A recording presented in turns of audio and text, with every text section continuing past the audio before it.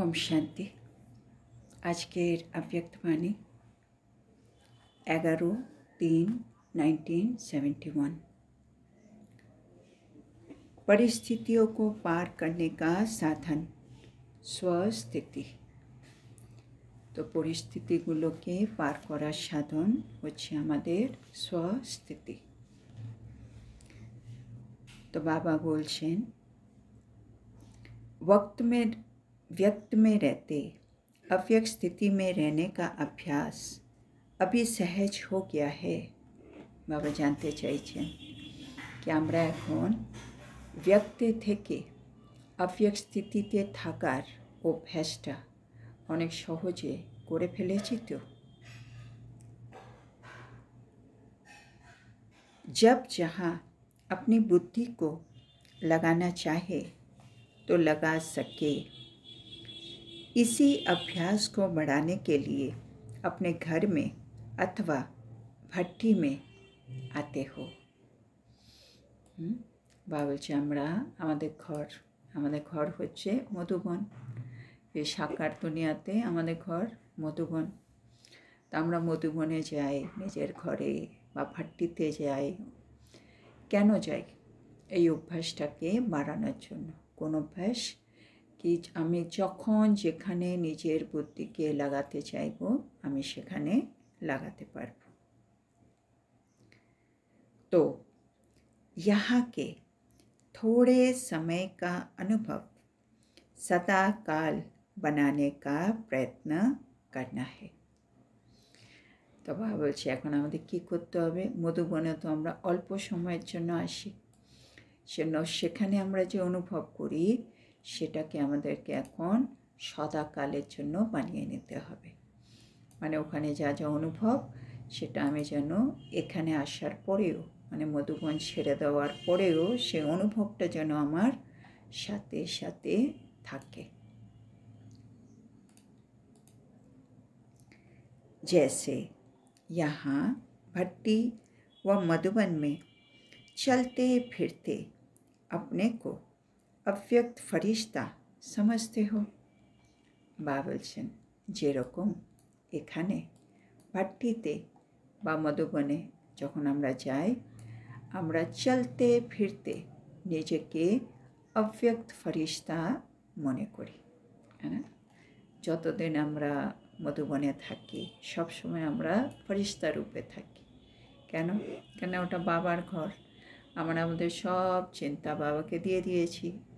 আমরা ওখানে একেবারে বেফিকার বাদশাহ হয়ে থাকি। আমরা সকাল বিকেল জ্ঞান আর যোগ সেটা নিয়ে বেশি ধারণার উপরে আমাদের পুরো ফোকাস থাকে ওখানে। কেন ওখানে অনেকজন আছে স্যাম্পল, যাদেরকে দেখে দেখে আমরাও সে দিব্যগুণের ধারণাগুলো করি। তারপরে সবসময় ব্রহ্মভোজন খাচ্ছি আর সেবাই সেবা, সব দিকে সেবা করছি। আর তার উপরে আমাদের ড্রেস একেবারে হোয়াইট ফরিস্তার মতো। তো সেখানে যতদিন থাকি আমরা নিজেকে একেবারে চলতা ফিরতা ফরিস্তা এরকম অনুভব করি। তো বাবা বলছেন वैसे कर्म क्षेत्र व सर्विस भूमि पर भी ये अभ्यास अपने साथ ही रखना है। তো বাবা বলছে এরকমই যখন আমরা এখানে কর্মক্ষেত্রে ফিরব বা সার্ভিস ভূমিতে আসব, এই অভ্যাসটা যেন আমরা নিজের সাথেই রাখতে পারি। কোন অভ্যাস? মানে সব কিছু করছি কিন্তু কে করছে? অব্যক্ত ফরিস্তা করছে। মানে আমার আর স্থূল দেহ নেই, আমি সূক্ষ্ম দেহ নিয়েই সব কাজ করছি ফরিস্তা স্বরূপ। एक बार का किया हुआ अनुभव कहाँ भी याद कर सकते हो। বলে একবার যদি আমাদের এই অনুভবটা হয়ে যায়, হ্যাঁ, এই অনুভবটা আমি যেখানেই চলে যাই সেখানেই কিন্তু এই অনুভবটা আমি স্মরণ করতে পারি। হ্যাঁ না? কোনো একটা সময় কোথাও একটা রসগোল্লা খেয়ে ফেললেও আমি আজকে যেখানেই যাই সেই রসগোল্লার কথা আমার মনে পড়বে। কেন? অনুভব। সেন বাবা বারে বারে বলেন না, অনুভব অনেক বড় অথরিটি। আমাকে নিজেও জন্য বাবার অনুভব করতে হবে আর অন্য আত্মাকেও বাবার অনুভবটা করাতে হবে। একবার অনুভব করে ফেললে তারপরে ও সারা জীবন সেটা মনে রাখবে আর সব সময়ের জন্য বাবার হয়ে যাবে। तब बाबा बोलছেন, तो यहाँ का अनुभव वहाँ भी याद रखने से व यहाँ की स्थिति में वहाँ भी स्थित रहने से बुद्धि को आदत पड़ जाएगी। তো বাবা বলছে কী করতে, এখানে মধুবনে এসছো, মধুবনের অনুভবটা স্মরণে রাখো, বা এখানে যে স্থিতি আমার তৈরি হয়েছে সেই স্থিতিটা ওইখানে নিয়ে যাও, মানে ওখানে গিয়েও বুদ্ধি যেন সেই স্থিতি তৈরি করতে পারে। তাহলে কী হবে, আস্তে আস্তে আমাদের এটা অভ্যাসে দাঁড়িয়ে যাবে। হ্যাঁ, অভ্যাস একবার হয়ে গেলেই আমাদের অনেক সহজ হয়ে যাবে। তো সেটা বাবা আমাদের বোঝাচ্ছেন। जैसे लौकिक जीवन में न चाहते हुए भी आदत अपनी तरफ खींच लेती है। বাবা বলছেন যেমন লৌকিক জীবনে না চাইলেও আমাদের যে অভ্যাসগুলো আছে সেগুলো আমাদেরকে নিজের দিকে টেনেই নেই। মানে আমরা বলতে চাইছি না, তবুও কিছু বলে ফেলছি, মুখ থেকে বেরিয়ে যাচ্ছে শব্দ। আমরা শুনতে চাই না, তবুও মনে হচ্ছে যেন কেউ ঢুকিয়ে দিচ্ছে আমার কানে, আমার মনের মধ্যে সে সংকল্পগুলো চলছে। হ্যাঁ না, এই যেগুলো হচ্ছে কেন, এই অভ্যাসগুলো আমার পুরনো অভ্যাস, আর সেই অভ্যাসগুলো আমাকে নিজের দিকে টেনে নিচ্ছে। তো বাবা বলছে যেমন লৌকিক জীবনে অভ্যাস আমি চাইছি না, তবুও আমি নিজের দিকে টেনে নেই, वैसे ही अव्यक्त स्थिति में स्थित होने की आदत बन जाने के बाद ये आदत स्वतः ही अपनी तरफ खींचेगी। বাবা বলছে একইভাবে, মানে অভ্যাস সবসময় টানে। বাবা সেটা আমাদেরকে আন্ডারলাইন করাচ্ছেন। তো লৌকিক জীবনে এরকম হচ্ছে কেন, আমরা দ্বাপর থেকে এই অভ্যাসই করে এসেছি, 63 জন্ম, বাবা বলে 63 জন্ম। এখন অব্যক্ত স্থিতিতে স্থিত হওয়ার এই অভ্যাসটা যদি আমার পাকা হয়ে যায়, তখন পরিস্থিতি এলেও আমার এই অব্যক্ত স্থিতির অভ্যাসটা আমাকে আবার স্বাভাবিকভাবেই নিজের দিকে টানবে। মানে এখন কেউ রাগারাগি করলেও আমি দেখলাম একেবারে সহ্য করছি, হ্যাঁ, আমি একেবারে শান্ত আছি। কেন, অব্যক্ত স্থিতিতে আমি স্থিত হয়ে সেটা আমার অভ্যাসে পরিণত হয়ে গেছে।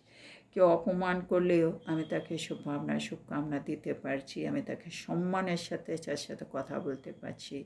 কেউ অপকার করলেও বা বলে না তোমাকে উপকার করতে হবে, সেটা আমি এখন পারছি। কেন, অব্যক্ত স্থিতির অভ্যাসী হয়ে গেছি আমি। তারপরে বাবা বলছেন, इतना पुरुषार्थ करते हुए कई ऐसी आत्माएं हैं जो अब भी यही कहती है कि मेरी आदत है। বাবা বলছে দেখো বাবা কত পুরুষার্থ করাচ্ছেন, আমরাও কত পুরুষার্থ করছি, তারপরেও কোনো কোনো আত্মারা আছেন যারা বাবাকে বলেন, বাবা কি করব বলুন, আমার এরকমই অভ্যাস। তো বাবা বলছে এত পুরুষার্থ করেও এখনও বলো কি এটা আমার অভ্যাস। হ্যাঁ না, বাবার এবারে বলে এই যে আমরা বলি আমার অভ্যাস বা আমার সংস্কার, আমার স্বভাব, বাবা এটাই আমার নেচার। হ্যাঁ, বাবার এবারে বলে এটা কি তোমার সত্যিকারের নেচার? বাবা বলে ভেবে দেখো, তোমার আদি সংস্কার, হ্যাঁ, তোমার অনাদি সংস্কার। তো আমাদের সংস্কার এখন বাবা বলেন বাবার সংস্কার, বাবার সংস্কার মানে আমার সংস্কার। আর এছাড়া যা যা আছে সেগুলো হচ্ছে রাবণের সংস্কার, রাবণের সম্পত্তি ভুল করে আমার কাছে চলে এসছে, ওগুলো আমি এখনও ধরে আছি। কিন্তু আজকে আমি জেনে গেছি এটা আমার সম্পত্তি নয়, এগুলো আমার সংস্কার নয়, নেচার নয়। আজকে আমাকে বাবার এই যজ্ঞে সহা করে দিতে হবে, আহুতি দে দান তো ছুটে গ্রহণ। তো সেজন্য এই কথাটা এখন আর বলা যাবে না, বাবা আমি কি করব, এটা আমার অভ্যাস। कमज़ोरी क्यों है, क्रोध क्यों किया? বাবা বলছে দুর্বলতা এখনও কেন রয়ে গেছে, ক্রোধ এখনও আমি কেন করছি।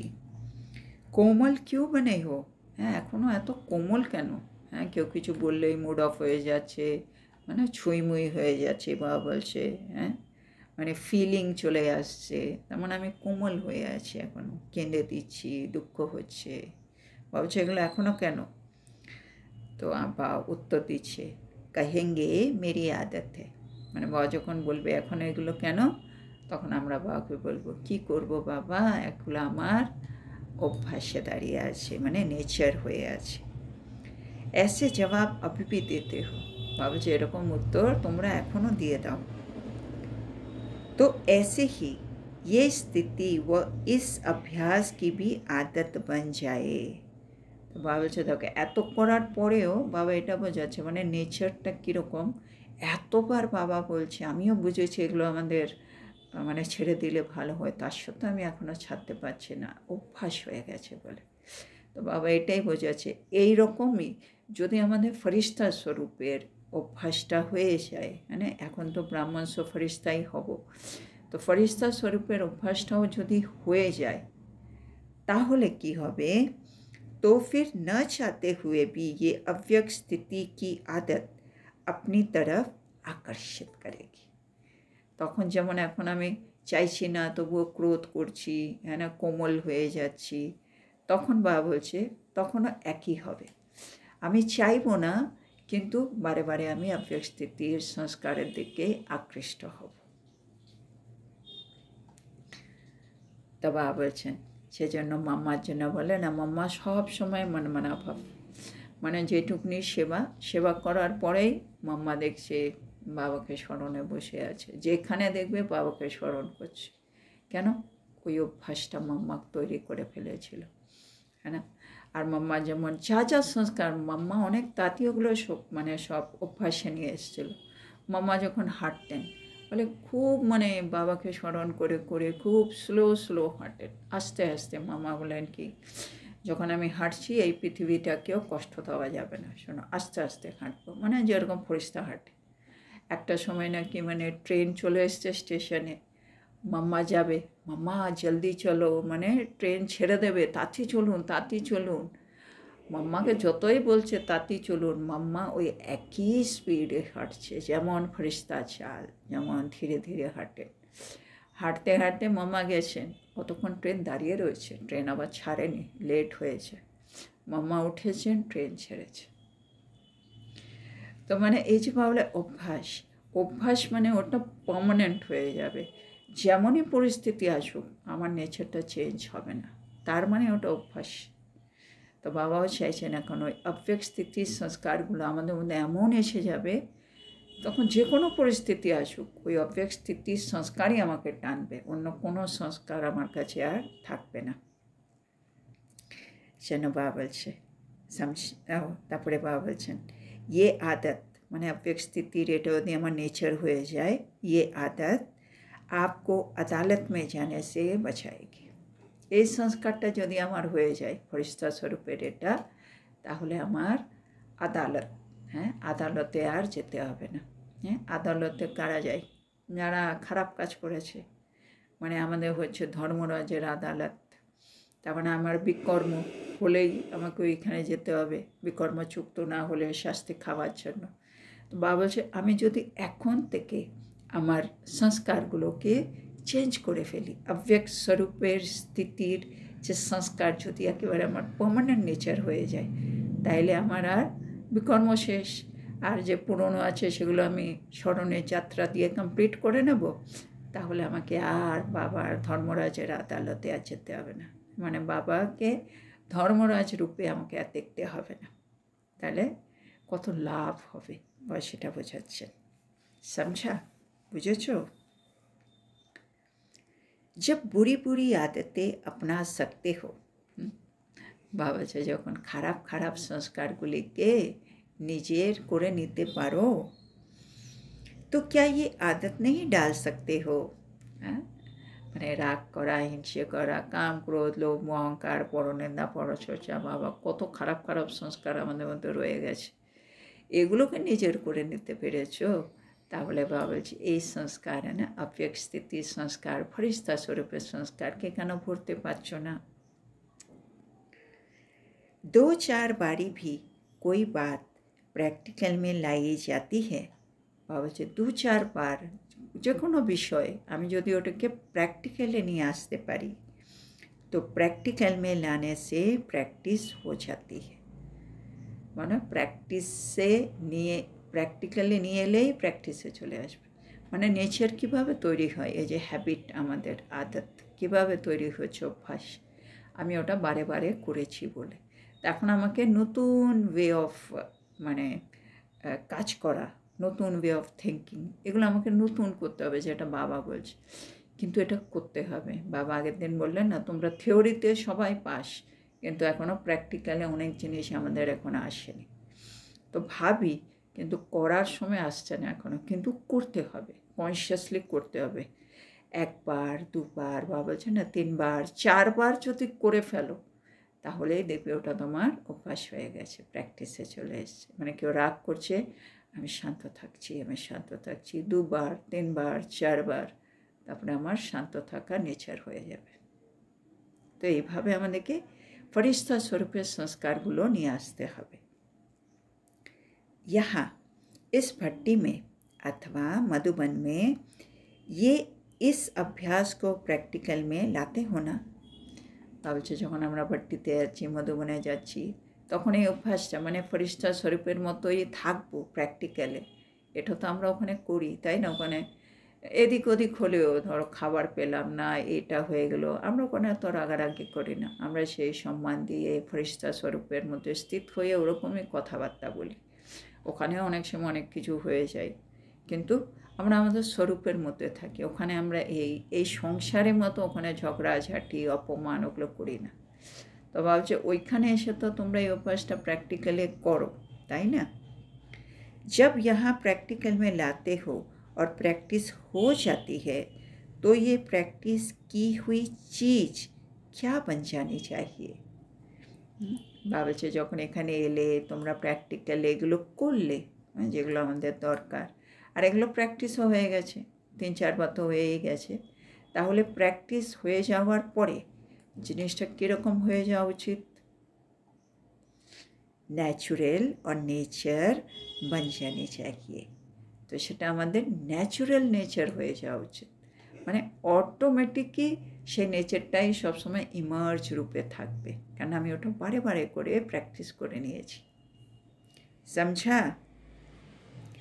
जैसे कहते हैं ना ये मेरी नेचर है तो ये अभ्यास प्रैक्टिस से ন্যাচুরাল और नेचर बन जाना चाहिए মানে যেরকম ওই ব্যাপারে আমি বলি বাবা এটা আমার নেচার নেগেটিভে বাবা বলছে এখন এইগুলো মানে ফরিস্তা স্বরূপে পজিটিভ দিকে সব কিছু করে এটাকেও নিজের ন্যাচুরাল নেচার তৈরি করে ফেলো जब ये स्थिति जब नेचर बन जाएगी फिर क्या होगा মানে যেদিন আমাদের এই অভ্যক স্থিতির এই স্থিতিটা আমাদের ন্যাচুরাল নেচার হয়ে যাবে ভাবছো সেদিন কি হবে জানো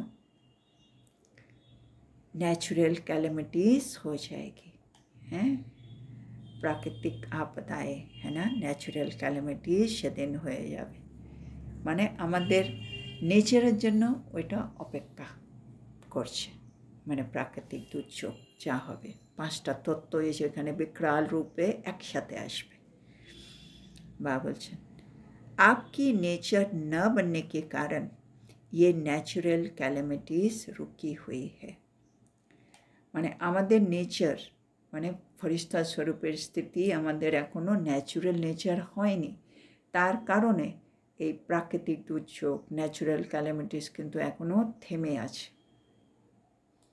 তার আবার বাবা আজকে কারণও বলছেন क्योंकि কেন থেমে আছে अगर सामना करने वाले अपनी स्वस्थिति से उन परिस्थितियों को पार नहीं कर सकेंगे बाबल से কেন থেমে আছে যদি যারা এটা সম্মুখীন হবে है ना বাবা আমাদেরকে তৈরি করেছেন তো আমরা সম্মুখীন হব ওই সমস্যা যখন আসবে তো যারা সম্মুখীন হবে তারা যদি নিজের স্বস্থিতি দিয়ে ওই পরিস্থিতিগুলোকে पार ना करते पारे ताहले की हबे तो फिर वो परिस्थितियाँ आएगी कैसे তাহলে বাবা বলছে এই পরিস্থিতিগুলো কেমন করে আসবে। বাবা বলছেন না, শেষ সময় হাহাকার হবে, হ্যাঁ না, যখন প্রাকৃতিক দুর্যোগ 5টাই তত্ত্ব বিকরাল রূপ নেবে, তখন সব দিকে হাহাকার।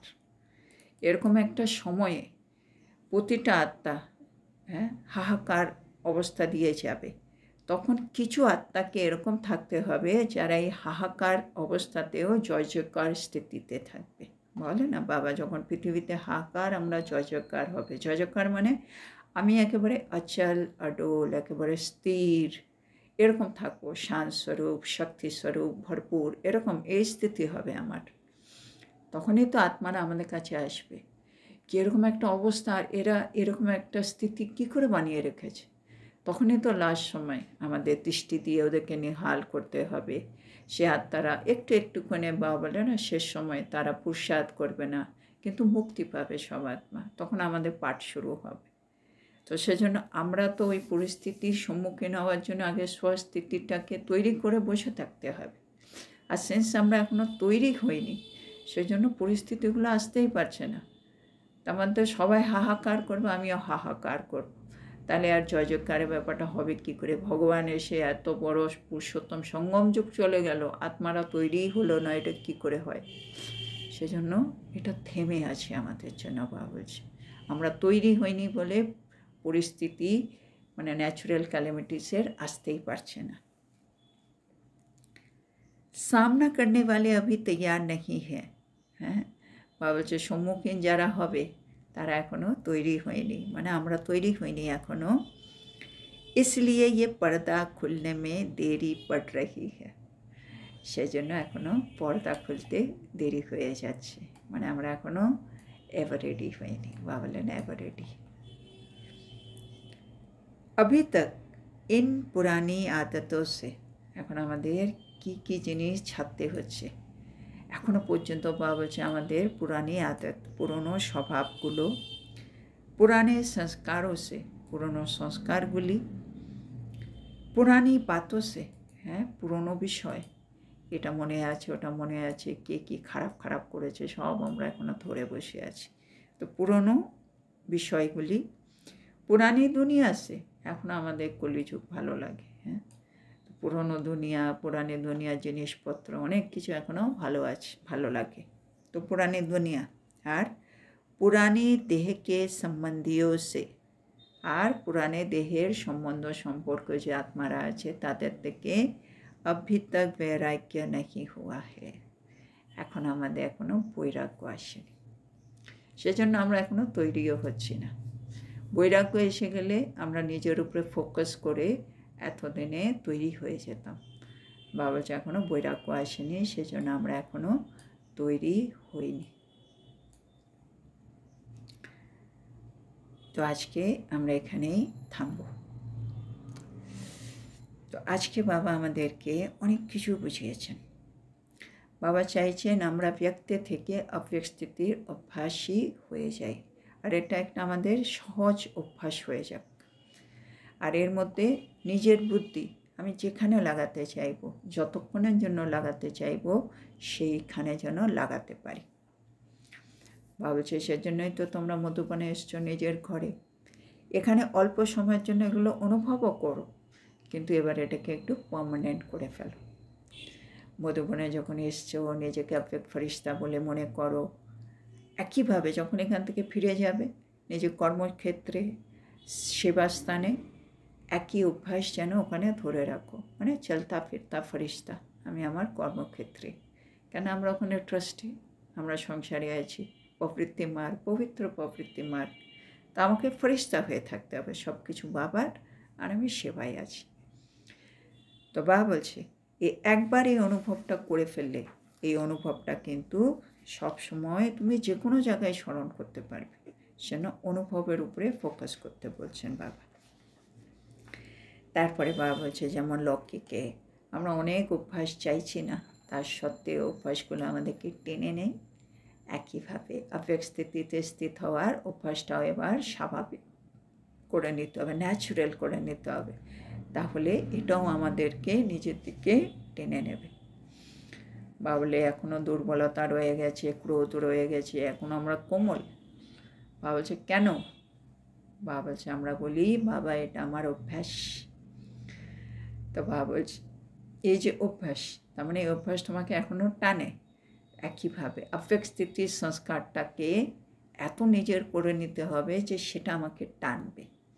আর সেটা যদি আমার হয়ে যায় নিজের সংস্কার, আবেগ স্থিতির সংস্কার, তাহলে বাবা বলছে আমাকে আর আদালতে যেতে হবে না, মানে ধর্মরাজের সম্মুখীন হতে হবে না। বাবা বলছে যদি খারাপ খারাপ সংস্কারগুলিকে নিজের করে নিতে পারো, তাহলে ভালো ভালো সংস্কার না, ঈশ্বরীয় সংস্কার, দৈবিক সংস্কারগুলোকে কেন ভরতে পারছো না? 2-4 বার বাবা বলছে যে কোনো বিষয়কে প্র্যাকটিক্যালে আনলেই সেটা কিন্তু প্র্যাকটিসে চলে আসে।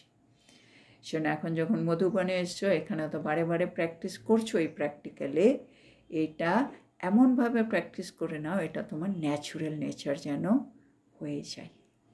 আর ন্যাচুরাল নেচার যদি আমাদের আবেগ স্থিতির হয়ে যায়, বলছে তারপরে কি হবে? ন্যাচুরাল ক্যালামিটিস হবে। ন্যাচুরাল ক্যালামিটিস হচ্ছে না এখনো পর্যন্ত, কেন তোমাদের নেচারটা ন্যাচুরাল হয়নি। আর তার কারণও বাবা বললেন আজকে কি যারা সম্মুখীন হবে, আমরা এখনও নিজের স্বস্থিতি দিয়ে যদি ওই পরিস্থিতিগুলোকে পার না করতে পারি, তাহলে ওই পরিস্থিতিগুলো আসতে পারে না। যারা সম্মুখীন হবে তাদেরকে তৈরি থাকতে হবে, তবে এই পর্দা খুলবে। আর পর্দা খুলতে দেরি হচ্ছে, আমরা তৈরি হচ্ছি না কেন? এখন আমাদের বৈরাগ্য আসেনি। কিসের থেকে? পুরনো স্বভাব, পুরনো সংস্কার, পুরনো বিষয়, বিভিন্ন বিষয় ধরে আছি, পুরনো দুনিয়া এখনও ভালো লাগছে, পুরনো দেহের সম্পর্ক যারা আছে সেগুলো এখন আমাদের ভালো লাগে, কোথাও না কোথাও এখনও বৈরাগ্য আসেনি। সেজন্য আমাদের নিজের স্বস্থিতি এখনও তৈরি হয়নি। তো আজকে বাবা চাইছেন আমরা একটু আবেগ স্থিতির চলতা ফিরতা ফরিস্তা হয়ে থাকি এই সংসারে, সেবাস্থানে। তো আজকের এত সুন্দর শিক্ষার জন্য আমরা আমাদের প্রিয় শিব বাবাকে বলবো ধন্যবাদ বাবা, ধন্যবাদ। ওম শান্তি।